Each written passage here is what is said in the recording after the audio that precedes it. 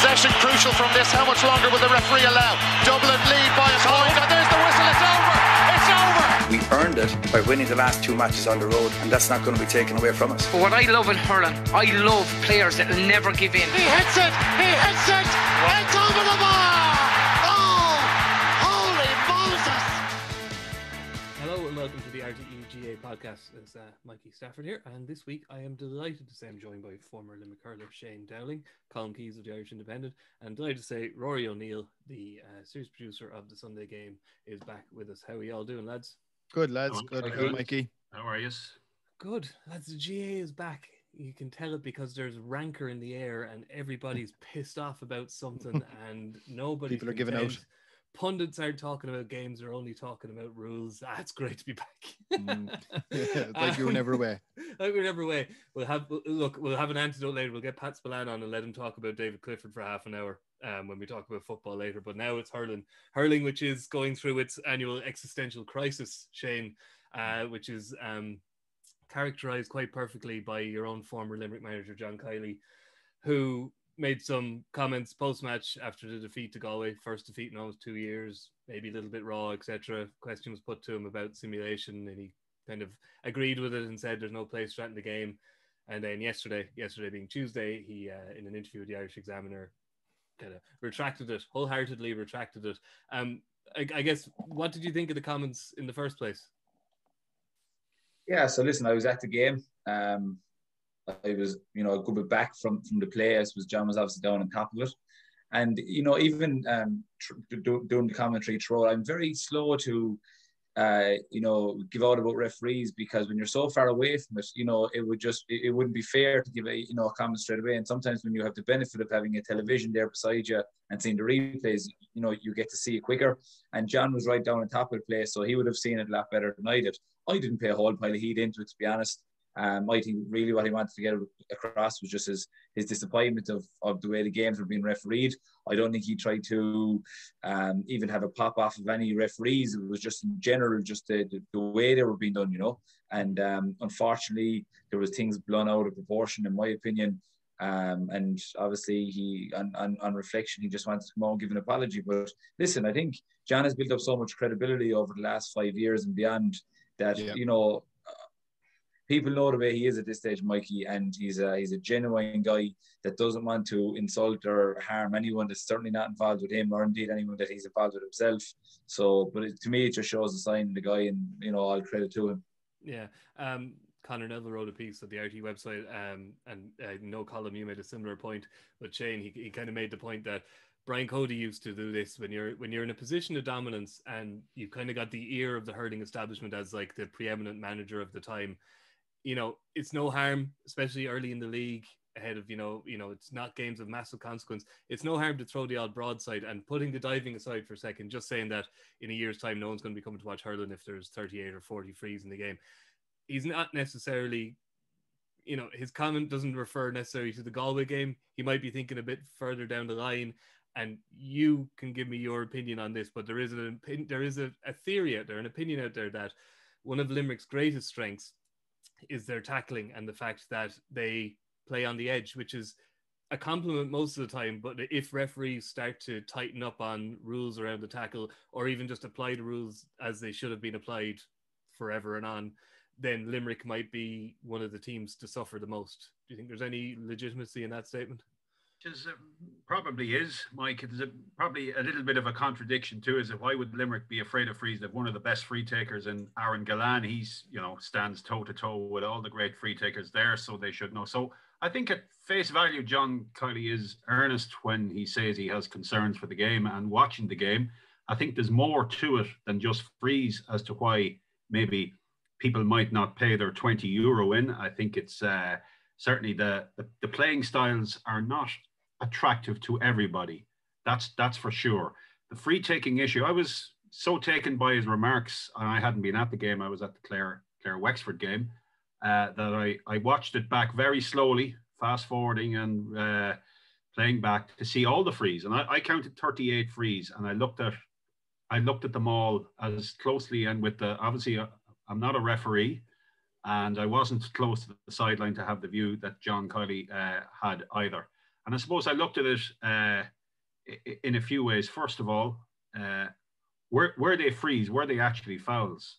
Secondly, could advantage have been played? And thirdly, was the greater weight of frees in Galway's favour, was it justified? And somewhere I'd say, and this is ballpark, about 80% is the answer to around everything that I would make it out. I thought of the 38 frees I saw, but there's probably a number of them that could have had advantage, and there are examples there. But I think very similar to Brian Cody in the middle of the 2000s, especially when they were the best team. They were also the hardest hitting team. But they were also the biggest team. Kenny had a lot of very big players. Very true. Yeah. So there are similarities here, and there are similarities between what John Kiely said and Brian Cody said numerous times back in that decade in particular. Maybe not so much through 2014 and 2015. And there is an element of, well, we got to protect the game, but he also got to protect the game that suits us in many ways too. Yeah. And I go even further, Colm. I would actually trace a lot of, like, I think the 2006 All-Ireland hurling final was a sort of a big sliding doors moment for the sport itself. I think ultimately what happened in that match, like Cork had obviously brought this running passing game in, started the early 2000s under Donal O'Grady, which kind of mirror imaging the Newtown Shandrum model with when you had Ben and Jerry obviously running the show. So to counteract that, Kilkenny obviously came at the 2006 final with a very, very different mindset. And it was the first time that the spare hand has always been in hurling. Let's be honest. It's always been there, but it's never been there to the extent that it is now, because the game was not as aerial as it is now. Back then, and even and push it further back, the game was played largely on the ground, and it moved on the ground quite quickly. So there wasn't any time to get the spare hand in. Now no possession is king. Everybody wants the ball in their hand, which then meant that the spare hand became an extra weapon and a much more valuable weapon when you were looking to tackle, because the ball is now waist up as opposed to waist down. And Kilkenny decided, rightly or wrongly, there's a weak point here in the rules, and they went after this, and that's how they went on. And I think it was a large linchpin, because they had the athletic ability and they had the kind of personnel to marry that up. Now, that changed the terms of reference and the sort of the rules and regulations in and around how hurling was largely refereed and has been refereed and evolved since then. So Limerick, I think, are only doing what the sport has more or less encouraged and coaxed over the course of the last 15 years. And I think if somebody has now decided, so all of a sudden, look, this is making it quite ugly.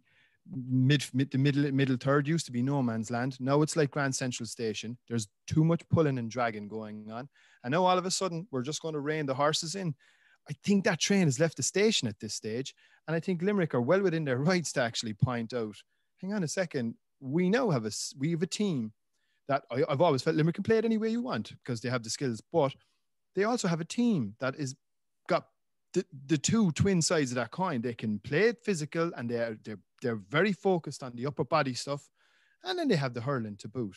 And I think if there is a reining in on the rules that is going to particularly target them, I think he's dead right to a certain extent to point out its lack of fairness. Shane, as I said in the question to Colm there, the perception is out there that Limerick have supplanted Kilkenny as the preeminent physical team. They, try to dominate teams physically. It is a contact sport. That's as I say, it's a compliment more than a negative.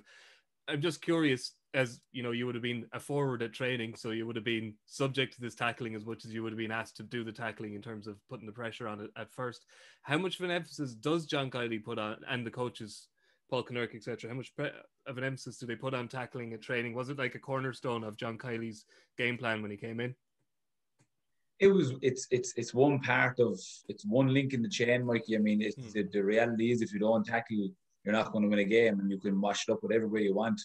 And I think, just to even go back to what Rory was saying there, that the middle third is like the Grand Central.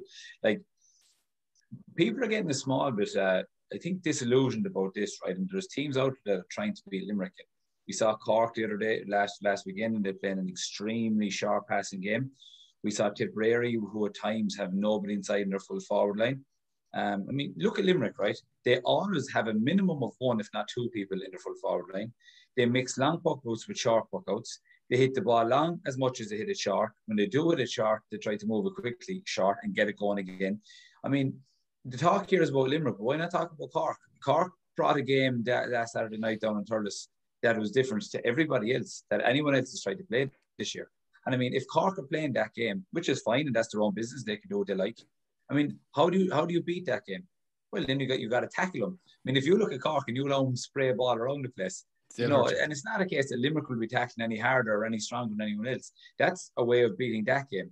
But I just think over the last week or so, I think everything has been absolutely, I've never seen anything like it really. There's an avalanche of stuff coming out of everyone's mouths, and right or wrong, it's irrelevant. It's happening, So I just think people are really, they're looking at Limerick all the time. When I actually think, like, Limerick are playing the same brand now that they played in 2018. So Limerick won Ireland in 2018. Everyone loved them. Oh, geez, look at Limerick. The brand they play is beautiful. 2019, same thing. Kilkenny pipped us in the semi-final. But it's like everything. We didn't win Ireland for ages. And next thing, oh, Jesus, great, it's Limerick. And then second, oh, Jesus, great. And, geez, Limerick. And all of a sudden, now everyone wants Limerick to lose because they've been there for a couple of years. Because you're gone, Shane. You were the lovable one. What's that? It's because you're gone. You were the lovable one. Yeah, but no, I just think that I think the style that Limerick plays is absolutely beautiful. And if I thought otherwise, I'd say it. But I think, and look at Galway. The Limerick and Galway, the first 20 minutes before all the frees come into it, I thought it was actually a good game of hurling. It was mixed, long and short. The play, the ball hand was really good. But just because there was a lot of frees after that, it took it away. And I know there's huge debate. Was that Rory? You can't say people like Cian Lynch and Garrod Hagerty and Dermot Burns and these guys, like, these are some of the most skillful players I've ever seen. Like, fellas that can make the ball talk. I mean, just absolutely sublime hurlers in loads of ways. I think probably partly, I don't know. I mean, I'd be interested in everybody's view here. If the game evolves, sometimes it evolves in a way that isn't the most aesthetically pleasing, but I think these things tend to sort of, even they iron themselves out over time. The game will always recover. It'll move in a different direction. It's going down a road now where there's a lot of sharp passing and people are giving out about that. But I think who's doing the sharp passing, Rory? Well, I would suggest Cork are probably chief among them.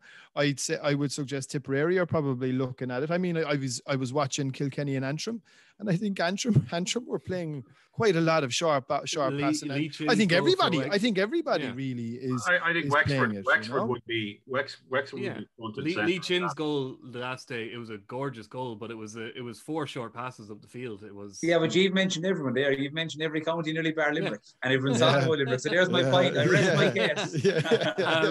I want to just briefly, Colm, touch on the issue of diving, which obviously John said he's retracted his statement, etc. So not just, but I do find it's interesting when people say, that's not in hurling, it's not in our nature.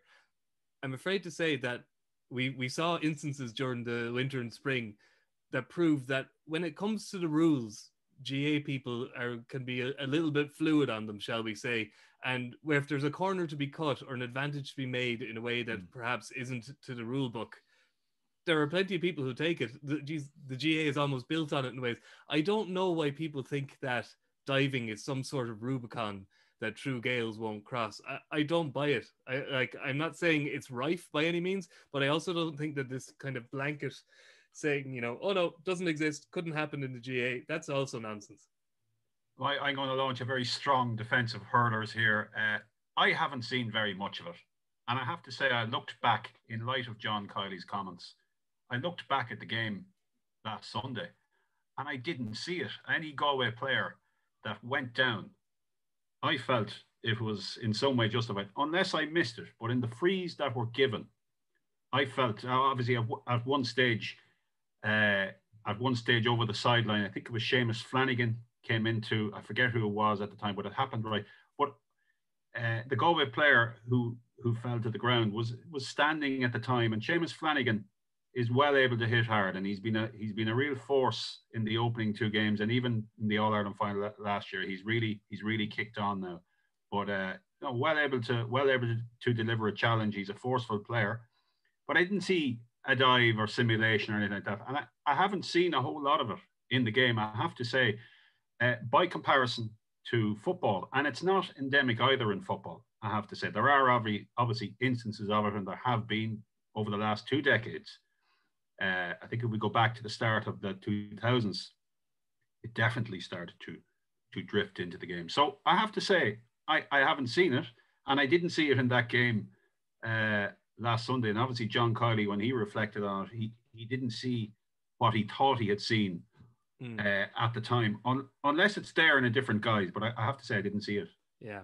And Mikey, sorry, just one final point, because I know you probably want to get on to some previews. Like, just one point that I think is important. Like, I'm doing the job long enough now, and I'm sure Colm will possibly share this view, because he's in a similar line of work where there has tended to be hysteria around the beginning of every single Allianz leagues in relation to refereeing and frees, and and it all tends to calm down. And by the time the championship comes around, lads are knocking lumps out of each other, and like what you can get away with then, by the time you get to the All-Ireland finals, it's Rory, there's a big difference. There's a big difference there. That talk takes place in the end of January and the start of February. That's very true. Very true. Right. Very Whereas true. now we're in May, and you're nearly in your mind. Yeah. You're nearly thinking it's championship time. Championship. Correct. It does definitely. It always settles down, and this will settle down, because obviously, in some ways, it's quite clear referees weren't happy that the advantage rule was changed, where the weight was given to the free instead of the advantage. So they weren't happy with that, because they would rather less interruptions too. And I think we're all in agreement that the advantage rule was working fine as it was, as long as after 5 seconds, if there was no advantage, it was brought back for the free. I don't think there's any dispute about that. And in the first 2 weekends, referees have tried to apply it as much as possible, but they will be talking among themselves, and they will establish an equilibrium, as they always do around this. Now, that may lead to a little bit of inconsistency, but it will settle down, and it almost always settle down. One point I'd make about Limerick, and I'd make it in football about Aidan O'Shea, Michael Murphy, Kieran Donaghy. Some of them are suffering from what I would call big lad syndrome. Big man syndrome is that referees are looking at Will O'Donoghue should have had a free, should have been awarded a free. Johnny Cohen pulls him over near the sideline last Sunday. Cian Lynch knocks a ball wide. Now, in the first instance, that's a classic case of advantage. Cian Lynch is wide. It's within the 5 seconds. Should have been given. Should have been brought back under the way the old rules frame. But O'Donoghue should have had a free, cast iron. No free given. Garrod Hegarty's challenge for his yellow card on James Fitzpatrick. Maybe he had been ticked beforehand. I didn't see that. But again, it just looked like a bigger player colliding with a smaller player. And this happens quite regularly in football, not so much in hurling. Garrod Hegarty took a blow to the head then in the first half, as I recall, and there was no card. It should have been a card. It should have been a free. There was nothing given. Maybe the referee was unsighted, didn't see it. But again, it's the big man can always take it, but when the big man delivers it, it's a straight free. And I think some of the Limerick players are definitely suffering from that, because Garrod Hegarty was very much a focus last year. Obviously, his challenge on Joe Canning in the All-Ireland semi-final out near the Cusack stand. So that's obviously in the mind of referees. So I do think that their physical power is now in the way that we were talking about Kilkenny, but also if you go back to Clare, after their second or coming close to their second All-Ireland win in 1997, the focus intensified on the way they played the game as well. And it does happen with champions. It happens like that. But I do think that in some of these collisions, referees are looking at it, big man against a small man, and the big man is losing out. We will move on now, and just we won't make Shane spend the entire time talking about Limerick. He wants to escape. He's in Limerick right now. He wants to feel a bit of escapism and talk with somebody else. So we'll go far away to the exotic land of Tipperary, Shane, where I'm just wondering what your thoughts are after their first 2 games. If you look at if you think about the forwards that have played for the last number of years through their period of success, Jason Ford, Seamus Callanan, Bubbles, the McGraths, if you, as we just discussed, the way the game is going, perhaps in terms of more mobility, more movement, more short passing, it would seem that we were talking before about Liam Sheedy needing to inject some youth just to freshen up the team, but now it would seem actually that maybe Limerick need to inject some mobility, as whether they're young or old. They maybe need a better mix of forwards. Do you think that's a fair statement? I do, but I would have said at the start of the year that I would 100% say that he needs to give these younger lads a chance, and the talk was that he needs to start introducing new blood. What I'm seeing now, though, is that I suppose I'm asking the question: Are they there, right? And if they're there, they're putting their hand up. I mean, you can't just throw young lads into a championship game. So, and he has given plenty of chances. And the more I see Tipperary, the more I'm saying, well, you know, the Shamie Canlins, the McGraths, the Bubbles, the Jason Ford. If Tipperary are going to win All-Ireland this year, like them lads are going to have to be on the pitch. What I'd like to know is that are they going to be there from the start, or are they going to be there to come on? I mean, we saw Cork against Waterford. The game was, Cork always looked like winning. It was coming down to crunch time. There was only 4 points in it, and Shane Kingston and Connolly came on and put the game to bed. And I just wonder what Liam Sheedy is thinking there, because to date, I suppose, have we seen new blood forwards from Tipperary that are going to be good enough to play the championship? They've only played 2 games, but I suppose, you know, we haven't seen anyone to the likes of, like, there's no point in replacing Noel McGrath, John McGrath, not that they're old or anything like that, but you know what I mean, they freshen things up. But I haven't seen them, Mikey, like, so, and it's the boys that have been there, Michael Breen as well, Dan McCormack. I mean, they're savage players, and they've been written off because they're 31 and they're 32, but I mean, Patrick Horgan is the same age, but you never hear anyone talking about him. He's older, I'd say. He's older, Shane. I'd possibly, Rory. So there's been this stigma over Tipperary. I go back to 4 years now that they're finished or too old, and I've never believed it or understood why. So I still think that who Tipperary have would be good enough to win them in All-Ireland, but I don't know if it's from the start or if it's from the finish. So you do think that Liam Sheedy what you're saying is he can't rely on the class of, say, shall we say 2018 or 2020 or 2018 to win 2016. 2016. Yeah. You can't rely on them for 2019. Yeah. Sorry, I'm getting myself confused. Lost in the years. You can't rely on them for 70 minutes. So in other words, the likes of Morris, Quirk, Keogh, Flynn, Quigley, Connors, these guys some of them are gonna have to feature, be it from the start or as finishers, as Eddie Jones likes to say. Well, I don't know. Like, I see, they may have 70 minutes in them. Like Patrick Horgan. So I just go back to what I said. Patrick Horgan has. Like, so I don't see the stats. I don't see the ground they cover. I don't see many tackles they get in. So it's hard to say, but I wouldn't put it beyond it. I mean, Bonner was never, like, he was never the greatest hurler, but by God, he's nearly one of the first men you'd have gone to war with you. Like, you know, just the work rate that he brings. So I do think some of them lads are going to have to feature, but I just think he's got to find the balance. Yeah, it's a tricky one, Colm, isn't it? Because sometimes, you know, an embarrassment of riches can kind of lead to muddied thinking. Not that I think Liam Sheedy will be guilty of that, but he probably, whether he feels pressure externally or internally to change things, he has these young lads and he knows their CVs from, you know, colleges, minor, under 20. So he, you know, but as Shane says, you know, if they're not featuring prominently in the league yet, or if they're not going to feature prominently in the league, you have to be asking what's going on in training. Shane has a very good point there, Mikey. Are these players who won All-Ireland under 20 and 21 in back-to-back years, are they better than the players? Should they not be almost coming through now? I would think if they're good enough, then they should be able to supplant these players. And it doesn't seem that that's the case just yet. And it could be that they won back-to-back All-Ireland titles by being well coached, of a certain level, enough of them of a certain level, without being individually good enough to make a breakthrough straight away onto a senior team to supplant the likes of the Matters and Seamus Callan and the McGraths and these guys. These guys, there's a lot of hurling left in them yet. They will need obviously some support. I think Jake Morris is one who will obviously graduate and continue to graduate there.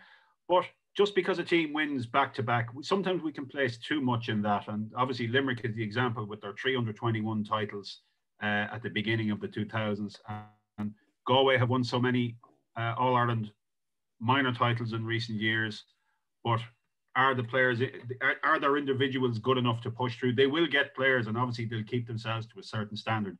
But to be able to compete and take down Limerick right now, you're going to need some very, very special players. And maybe, just maybe, they're not there or they're not there yet. So the transition isn't going to come as quick as maybe we thought it was. And I think the players that are there, we've mentioned them already. Let's call them the class of 2010, because they obviously broke through in the year, that year and the year before, and won that All-Ireland under 21 title against Galway that year in Thurles. And they've been magnificent servants for Tipperary, and I think they will be the core of the team again. And I think that level of transition is still a year or two away. Yeah. I think we'll probably find out a little bit more where Tipperary are after this weekend, Mikey. I think they'll get, like, it's, to my mind, it's one of the great fixtures in hurling, because regardless of when or where the match is played, they always seem to produce absolute corkers.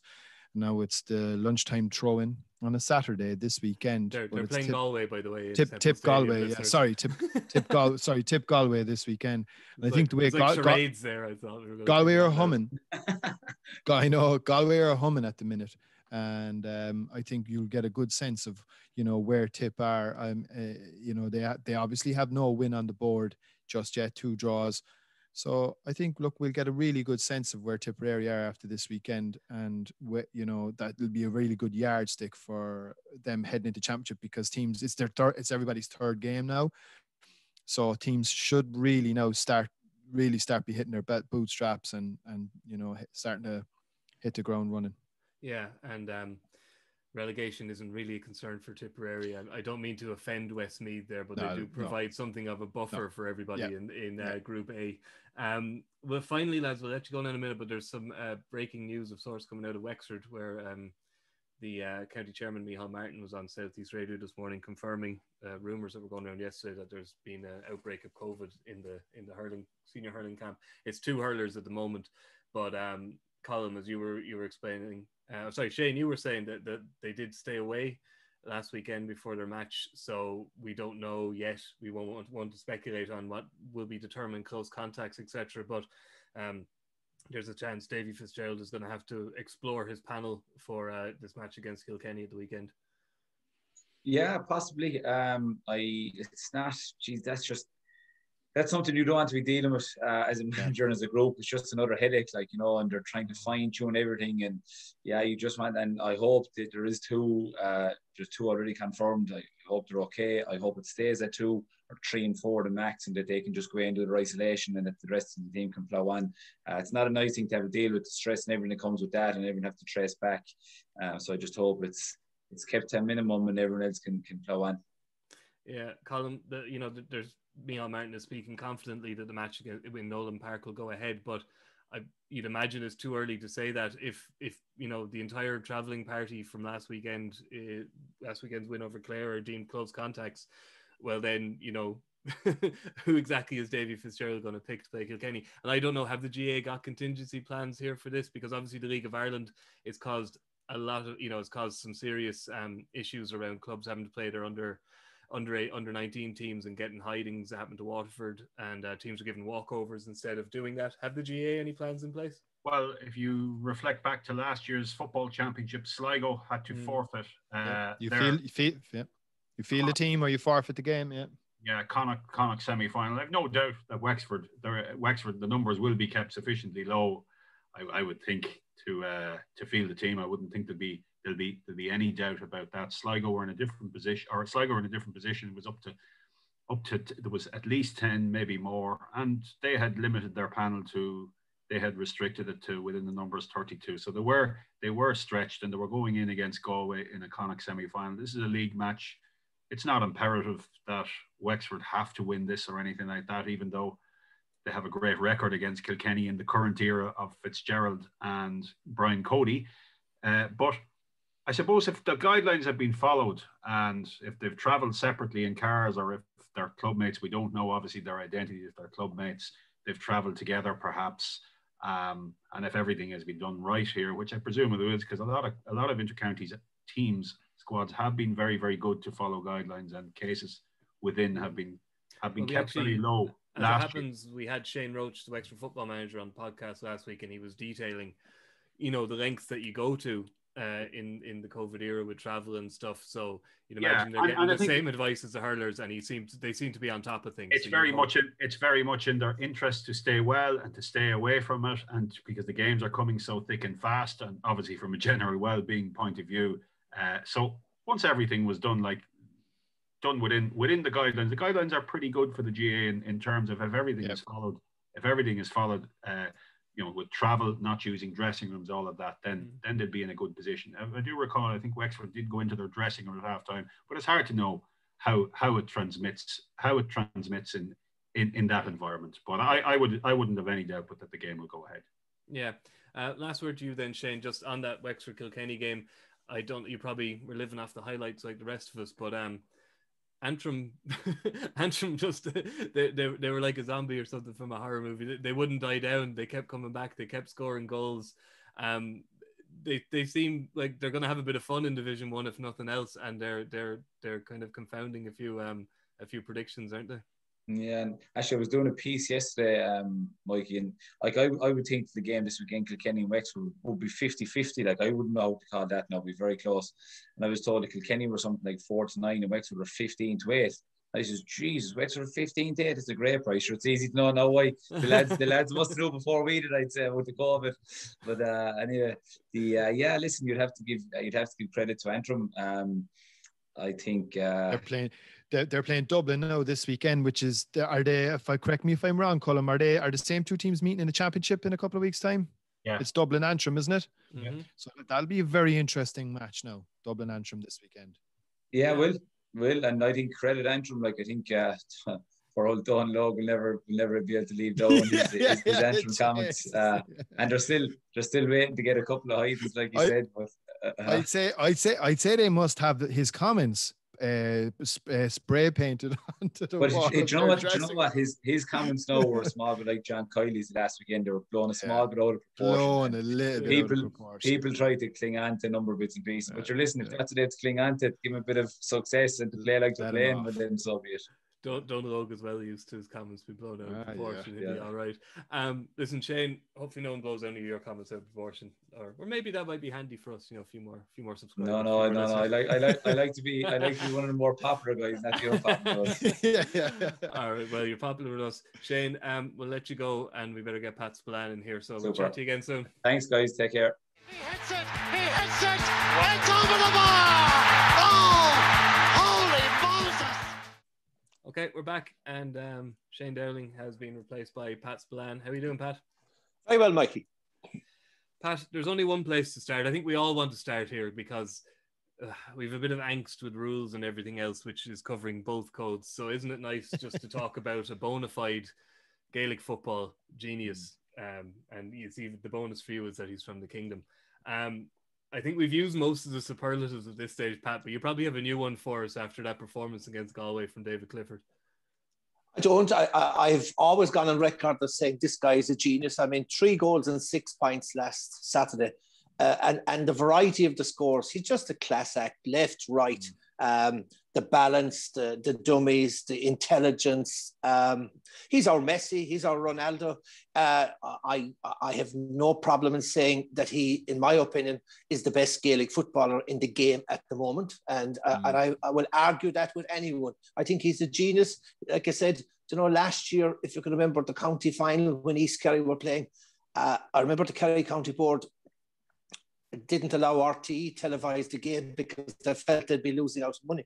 And there's no doubt about it. I think David Clifford's presence probably added about 6,000 people to the final that day, to the ground. So he's box office. He's a genius. And you know what he is? He's a very good lad. He's a humble lad. He's a great role model. So look, it's gas, really. I watched at the first round of the football championship or the league was last weekend. And to be perfectly honest, I enjoyed the games, really enjoyable games. In a funny way, on Saturday, I sat down and I watched Tyrone play Donegal.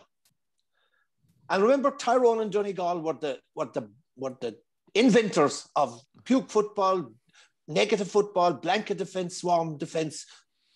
all the bad things, the ills of Gaelic football that we were forced to watch and endure for a decade.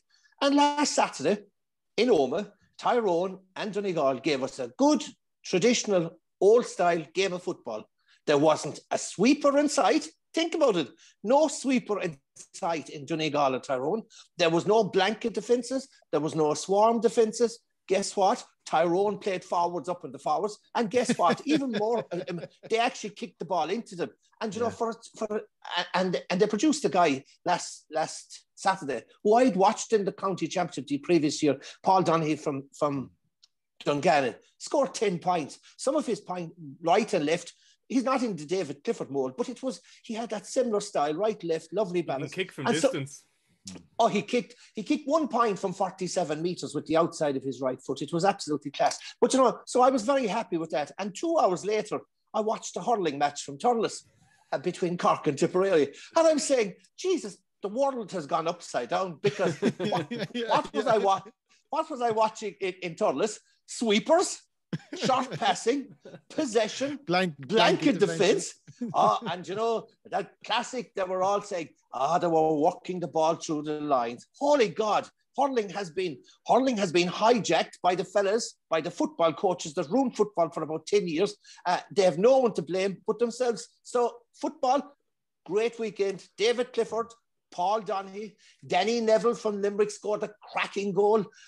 I was in it to watch Clare and Laois. Owen Cleary, sideline free with the outside of the left foot from 40 metres.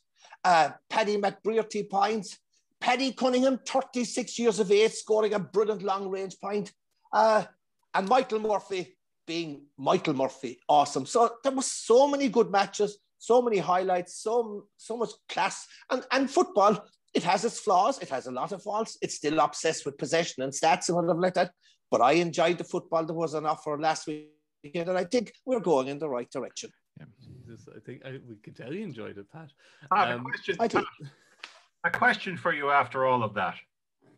Mikey Sheehy, Gooch, or David Clifford, notwithstanding what they've won, and obviously David Clifford's career is only coming into 4 seasons old now.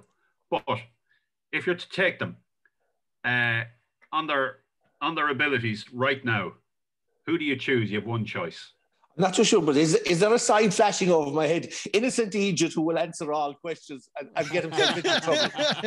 Is that there? I'm not too sure.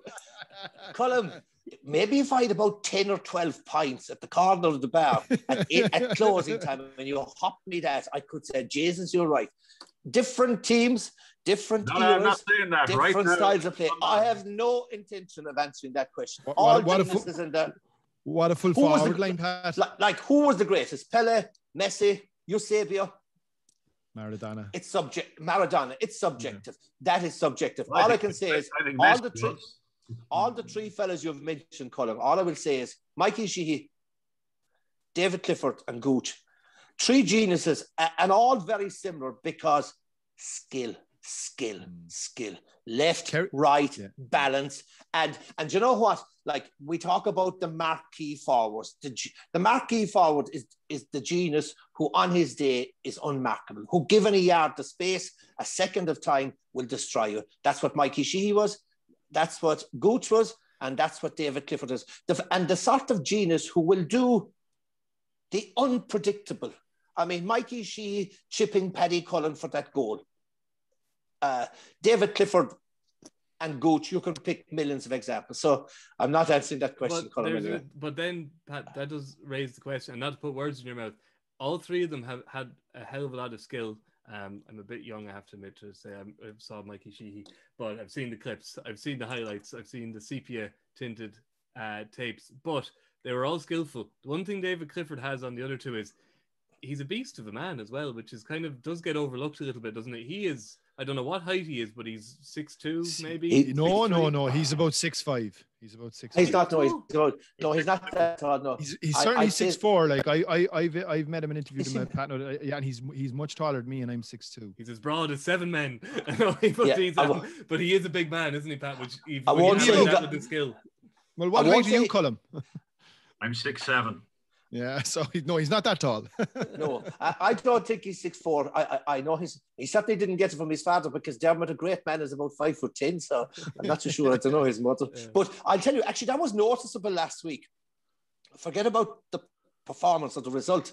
I was very impressed by the conditioning of the Kerry players last week. And very electric last week. Outside, but their conditioning, the David Cliffords, the Kiely and Spillanes, they had all bulked up and got stronger over the winter. But I know that while they weren't training collectively, these lads really trained hard individually. Lots of nooks and crannies down. Yeah. It's a very big. It's a deceptively big county, is Kerry, Pat. That's a place to hide. In fairness, if we were going to do it, we wouldn't go on Yall Beach or in a pitch just off the motorway in Dow, in Newry, or alongside it'd be up to Drummond Pierce's or somewhere like that. Yeah, or alongside the graveyard in Ballygriffin. So we won't go there. But I'll tell you this: they all had their little gyms at home. They all got the gym equipment. They all got the exercise bikes. They all had the GPS, and they were training. I used to go for walks in the forestry, and there was a danger at times that you'd be run over by a Kerry footballer, such was the mileage and pace they were doing during the forestry run. So I was impressed. Actually, I was impressed by all Gaelic footballers last week, because I thought, we can talk about skill and whatever like that, but their conditioning for 4 weeks pre-season, the conditioning of all the teams last week and all the players was very, very impressive. Yeah, Colm, if Peter Keane, after giving us one of the greatest performances of Viera ever, saying that match could have gone either way, which was people are going to stop interviewing that man, which I think is actually his aim. Fair play to him. He's going to get there when he says a 4-21 to 11-point match could have gone either way. But he did also say that, he was defending Galway and saying, in a normal year, this match would have been played behind closed doors. In other words, this was probably Galway's first hit out of the season. Maybe they had one challenge match. I don't think any of us are going to read I don't think that the knives are out for Pádraig Joyce. This was clearly, they were off the boil, but in fairness, not every team is going to hit their straps in their first outing when they've had a 4-week preseason. And, there might have been things being tried there, little schemes, little kind of combinations that Pádraig Joyce now knows not to try again. Well, Mike, if you go back to last October, the first weekend after the resumption and 4 weeks of training, and Galway shipped 323 to Mayo. And last weekend, after 4 weeks of training, they shipped 421 to Kerry. And the common denominator here is they're not defending. And defence has them in real trouble right now. The amount of space afforded to Cliffords and Kiely and Spillane and Sean O'Shea, and when Kerry broke on the counter-attack, there was acres of space there. So I would think it's a real concern for Galway that they have not found a defensive structure on the concession of those scores. They are huge scores to be conceding. This is Galway, a Division 1 team. And albeit Kerry and Mayo are two of the top teams, but 421 and 323 is real concern. And not only is there no defensive structure, no real apparent defensive plan, but man-to-man, a lot of their defenders don't seem like they are up to the standard required at that level. And that's a concern, because a couple of years ago, Kevin Walsh had moulded them into a team that no one liked to play against. And obviously, a blizzard of criticism in his direction too for that. And I suppose Galway people will reflect now and say, well, were we better off with the defensive style of play that we had rather than shipping some of these beatings? Now, I will obviously add that after last year's defeat to Mayo, Galway went out and they conceded 2-15 to Dublin in the following game. So that was a big improvement. And then in their championship match, I think it was 14 points against Mayo. So they were able to improve after a very, very poor first day out. And I think they will probably improve here. And I would expect to be a very, very close game with Roscommon this weekend. But it is a concern against the bigger teams that they're shipping those kind of scores. Yeah. Can I say something about Peter Keane? Because, there's no doubt about it. His post-match comments, he was wearing his Kerry Q2 hat again, But I will say this in his defence, three things. First of all, his pre-match interviews last week, I don't know if Colm was on it, but he was actually, for the first time ever, he was quite engaging. He was quite forthcoming with his views. He wasn't being the cagey Q2 as usual. So I thought it was a very good pre-match interview. Secondly, another thing that surprised me and shocked me was that for the last couple of years, Peter, they announced the Kerry team on an 8 o'clock on a Friday night. And the substitutes list is never announced until just before the game. And last week, holy God, the team and the subs were announced. The secret was gone, you know, that was number 2. But you know, number 3, and this was the big change last week. I was looking to say, what was the big change last week? Albeit, right, look, Galway didn't play, so serious analysis is probably out of the question. But you know, I was thinking of what was the big difference last week. And I remember many, many years ago when the Americans sent the man to the moon, they discovered that the ballpoint pen didn't work on zero gravity and on the surfaces. So anyway, when they came back to Earth, they got NASA to work to devise a pen that could work on the moon. And the Russians came back and they used a pencil. And the difference was the Russians had common sense. The Americans didn't use common sense. And what was evident by Peter Keane last week was common sense. Do you know where what was? That Peter Keane, for the match against Galway, you'd never believe it, an absolutely radical idea. He picked 6 forwards in the forward line. Oh, geez, 6 forwards in the forward line. When I think back, I mean, of course, it would work. I mean, when I think back to that doomsday day in Páirc Uí Chaoimh, where he picked 4 forwards, a centre fielder and a halfback. And the halfback last week, who Brian Begley, who replaced Stephen O'Brien as wing forward in that match against Galway, that half forward from last year's Munster semi-final, played last Saturday evening in Tralee, cornerback on Shane Walsh, and absolutely blitzed Shane Walsh out of it. And when Shane Walsh is held, Galway are a beaten docket. So, do you know, common sense, he's now decided, right, Kerry, we know what our strengths are. We'll play to our strengths. We'll play front foot football. We'll take the break off. And you know what? We're going to play the game on our terms, not on the opposition. So it was a good day. I think, and just to add to that, I think all the top teams are going to play that way in an attempt to take down Dublin. I think they're going to stop over concerning themselves with Dublin and play to that. There's a lot of good, and play to their strengths. There's a lot of good forward lines around. There's a lot of good forwards around. And I think there's an onus on the coaching teams with those teams to get the best and get the most and to get on the front foot again, because for the last number of years, teams have been coming up with defensive plans to take on Dublin. It hasn't worked. Obviously, Kerry were caught in advance of last year, but Kerry's strength is in their forward. And look at the quality of kickers on the Donegal team. You look at the quality. Oren McNeil's is back. He didn't play last weekend. The quality of forwards there. Look at the quality of forwards developing in Tyrone as well. Correct. Look at the way Mayo took on Dublin in the first half of the All-Ireland final. Here got to a position where there were 2 points down and a man up and just didn't kick on in the first half of the first 10 minutes of the second half. So I think you will see a shift in emphasis where teams are going to be taking on Dublin a little bit more. You're spot on. I mean, you go back to that All-Ireland final and you talk about Mayo.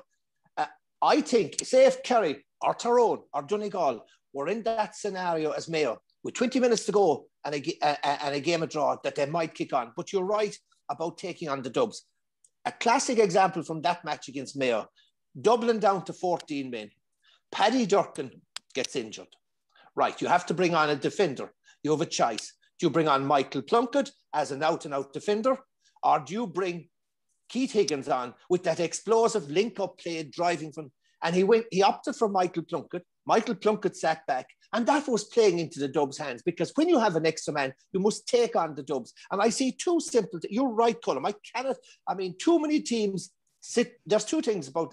two problems I see with the tactical approach to playing the Dubs. First of all, the teams retreating back in mass and conceding possession to Dublin. I mean, when you concede possession to Dublin don't give a damn. They might play the ball around for 2 minutes, for 3 minutes, for 4 minutes, but they'll eventually pick a space and get a shooter in a scoring zone. That's number one. Second thing is, and I look up so many times when they play Dublin, and I look at Dublin's defensive setup, and most of the time, You have at least one. You have maybe Johnny Cooper sweeping.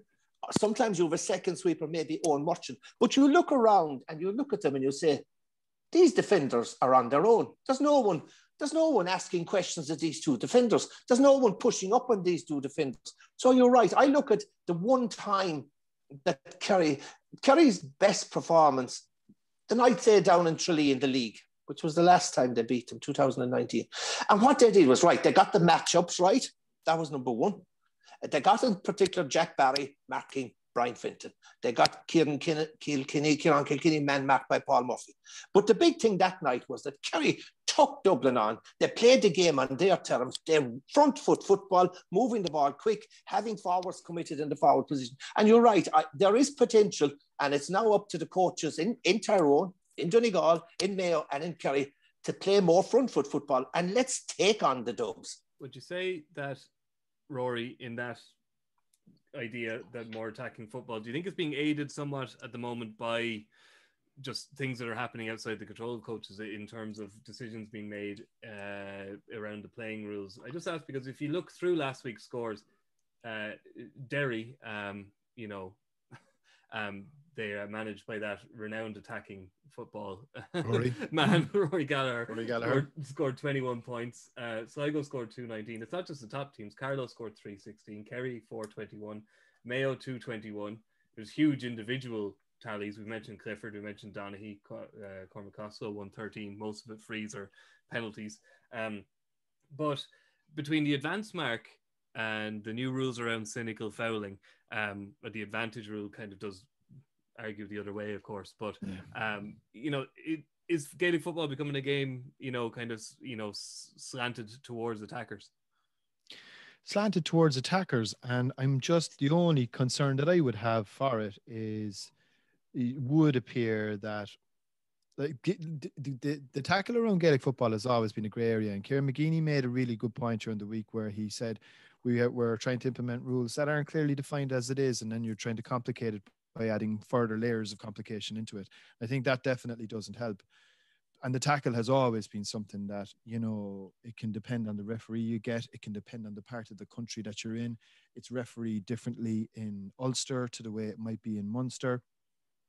And that has always been a massive grey area. But you'd wonder how important is it becoming when for the best part of 10 or 15 years, the man-to-man defensive styles had more or less disappeared, and it was effectively defending by a numbers game and just packing your defense. So the individual, like we'd say the Mark O'Shea, or like the guys that I would have always considered superb one-on-one, in fairness, Johnny Cooper would be of that similar ilk now as well. Those types of defenders aren't actually, there's not too many of them anymore. And that's probably why Galway are shipping so many big scores. Lads aren't really capable of defending in a one-to-one situation. And then the rules are, as you said, very heavily weighted in favor of the attacker, whether it be the advanced mark or all of these extra rules that have come in to combat cynicism, which in my view didn't really exist in terms of the sin bin and the penalty, which I think was a really daft rule to bring into Gaelic football. But anyway, so I think it's a combination of a few different things. I think you throw in the fact that we're playing football at the time of the year that it's meant to be played as well. Pitches are good. The weather now is starting to really improve. Pace of the games, fitness of players is a lot higher than what it would have been in years gone by. And I think Gaelic football is in route. Like, look, the reality is the championship every year is effectively like when Kilkenny were in their pomp. Can anyone stop Dublin? That's what the championship is, right? And you're going to get 2 chances at that. That's all you're ever going to get anyway, certainly under this system. But I do think there will be a really good Gaelic football championship there. I think there's a lot of very interesting stories going on in lots of different provinces. And there's, and I have a sneaky feeling, I do have a sneaky feeling that Dublin will be beaten this year. I just do. There was a weariness. I felt a little bit of weariness in some of their key players' performances against Roscommon. Now, they still won the match by 9 points, pulling up comfortable, no problems there. But I think a hungry team and a team with lots of pace and lots of energy like Kerry are, I think they'll be absolutely chomping at the bit to get their hands on them in an All-Ireland final. And that's what makes this Sunday so intriguing. We might wait a couple of weeks just before. Disappointing that there's no back door in the football championship. Yeah. That is a pity. You could have Tyrone and Donegal meeting in along the way in the Ulster Championship semi-final. Last year, one of them goes out, and that's a pity because you think with an extra couple of games, either Tyrone or Donegal will come on stronger again, and mount a really sustained challenge. To all intents and purposes, Dublin are going to be in an All-Ireland semi-final this year against the Connacht champions. I think any of the three teams that may emerge from Connacht are at arm's length to Dublin at the moment. That includes Mayo, who have obviously been their most fervent pursuers over the last decade. But I do think there is a gap there, and that gap manifested in the second half of the All-Ireland final last year. So really, Dublin can plot their course very, very carefully. And if they're showing signs of fatigue in May, I don't think it's going to be there, because this is a short, sharp, crisp campaign for them. They've had a longer pre-season than most, you have to remember. Yeah. But and you're right, and I mean, but Mikey, getting back to your question, I don't think the rule changes are going to have made a huge difference. From what I saw from the first weekend, the mark may be slightly more used, but it's not being used. As regards the cynical found a penalty, with the exception of the Dublin Roscommon game, I didn't really see much of it in the rest of the games. I just think that slowly but surely there is an evolution taking place in the game. Slowly now. It started with Jim Gavin, and I think similar like-minded coaches are coming into the game. And I see hurling is now at the stage that football was 10 or 12 years ago, because hurling has now adopted possession, sweeper, defensive, working through the lines, no risk-taking, all about stopping the opposition. And why? Because it's a very, very easy game to coach. It's very easy to coach to defend. It's very easy to coach to stop the opposition. It's not as easy to coach attacking play and to encourage creative play and to encourage risk-taking. But I think slowly but surely you're getting that evolution where teams are placing more emphasis on their forwards. They're committing more fellas to attack. They're getting the ball into the fellas, into their shooters, into their go-to players much more quicker. And I think Gaelic football will be all the better for it, because I think hurling is heading for 10 years of if they continue the way they're going, they're heading into the same stuff we had to endure for 10 years of dire paralysis by analysis. And somebody is going to try to tell me that they're intriguing tactical battles. There's no such thing. They're horrible to watch. And don't blame the referee, by the way. Don't blame the referees. That's an easy cop-out. The poor hurling referees last weekend, do you know what they did? They just blew for fouls instead of the usual a la carte approach, which blew for one foul in 3. So take away. Anyway. I think referees are really being burdened by all the rule changes over the last 3 or 4 years, all that's been introduced, especially in Gaelic football. You think back to now, a referee must have the satellite on to know where he is and to be able to judge lines for at least 4 different elements of Gaelic football. The mark must be between the two 40 feet, caught between the two 45-metre lines. The square ball, was he inside before the ball was kicked? Yeah, the advance mark, was a kick before the 45-metre line. Did it travel 20 metres? 50 metres, yeah. And travelled 20 metres. And now you must judge whether a player is in a semi-arc or inside the 20-metre line. So you have 4 different scenarios where a referee first question you must ask is, where are we on the field of play to be able to adjudicate on this? So what they have to compute at the moment, with you can boil it down to, has that player got his gum shield in? What's left on my watch? How many subs have been brought in? All of these things that they have to take on board. I think it's gone beyond tipping point for referees. Referees. It's inevitable there are going to be mistakes. And Derek O'Mahony obviously blew for that second penalty in Roscommon and blew for the foul. Fergal Lennon got his yellow card. Yeah. I thought that was harsh. I thought he got the first one right. I thought he got the second one. I didn't think it was right. And you're going to have that. He's away from the play. He's back from the obviously exhausting himself up and down the pitch. And at times the mind gets tired, and you say there's so much to take on board for referees, and so many layers have been added, especially over the last number of years, that it's almost an impossible task. And I've made the point. I think, did you need the cynical? Did you need the 20-metre line? No. I think the penalty area should be expanded, brought out to the 20-metre line, and a new box created that's flush with the semi-arc. It makes it much bigger, and any foul that happens inside there is a penalty. So that's the danger zone, and it simplifies it. You're not looking around to see, was he in the arc? Is he inside the 20-metre line? There's just a box there, a penalty area that covers everything. And I think it works for hurling and for football. It simplifies it. Plus, I would groundsmen all over the country won't thank you for that one. No, well, I actually think, Rory, the whole thing needs to be resigned, because you look any hurling pitch at the moment, a 65 is a tap over. A 45 in football is becoming a very, very gettable kick for most decent free takers. Yeah. So I think the lines right across the pitch have to be rethought and redrawn. Both games. Right.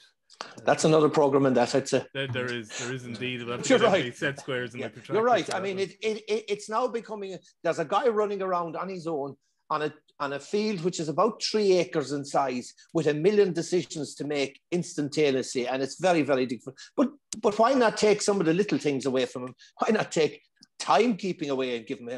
Why not get the fourth official involved? Why not get the linesman involved a bit more often? But I feel sorry. You do feel sorry. You do feel sorry for them. And you know what annoys me now is, because I think some of the fellas want to impress you so much, spotting the foul off the ball. And you're sort of saying, how can he spot that foul 60 yards up the field when there's about 6 different things happening in front of his eyes? So I think the referees who were notorious, and there's 1 or 2 of them who were brilliant at suddenly spotting something, an off the ball tackle from 60 meters away. I think they're only just out to it's bluff you and impressed because they're turning a blind eye to a lot of what's happening and unfolding in front of them.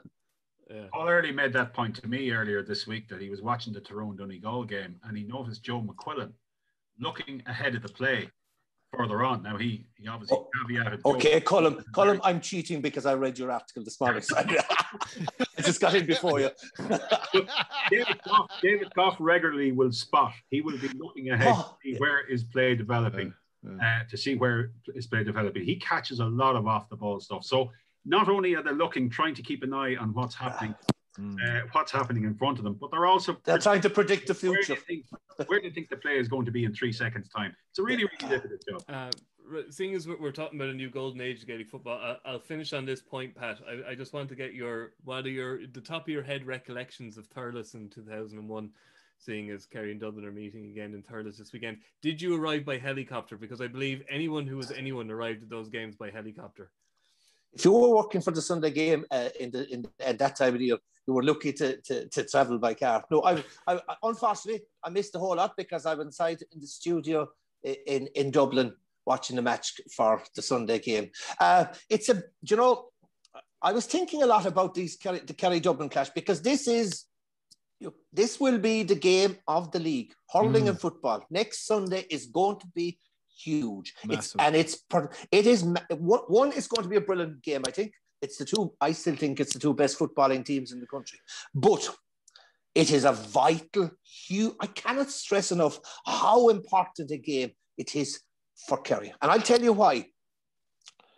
Because Dublin have had the upper hand, right, for many years now, and I was looking at the last. I said I must jot down some of the stuff about Kerry Dublin. The last championship victory by Kerry over Dublin was the quarter-final of 2009.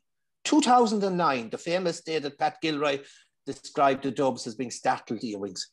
Since then, they've played in 4 All-Ireland finals, including a draw, and 2 All-Ireland semi-finals. That's 6 finals and semi-finals. Kerry have drawn 1, lost 5. Do you know? So that's not a good record. And I'll tell you this, you look at the last time we even beat them in an All-Ireland final was 1985. But it reminds me so much of in my own playing days. In 1976, Dublin beat us in the All-Ireland final. In 1977, Dublin beat us in the All-Ireland semi-final. They probably beat us in leagues. And at the time, at the start of 1978, we got together and we said, look, we have an issue here. What's the problem? Dublin are on the upper hand. They're winning the games. We need, what are we missing? What are we missing? And the one thing we talked amongst ourselves was that we felt that when Dublin tackled us, they tackled us hard. When we tackled them, we pulled the jersey or pushed them in the back. It wasn't really laying down a marker.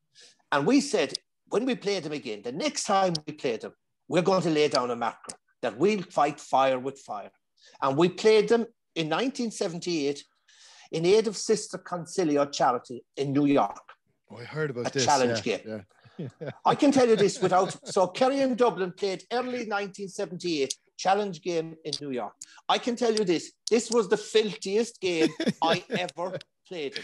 I remember, just as a quick thing, at Dublin, there was players sent off. There should have been 10 players sent off. This was out of control stuff. But this was Kerry not backing back. This was Kerry fighting fire with fire. I remember getting my nose broken. Now, I can't say truly who broke my nose, but the last memory I have was a fist closed and a blue material coming towards my nose. But I always remember I went into the doctor in Gaelic Park, and the doctor was an old Italian who was just ticking a box, and he was reading the New York Times.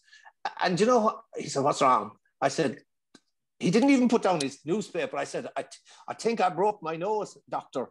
And he said, "Look at the mirror." So I went over and looked at the mirror. Well, he says, "Is it different than it looked this morning?"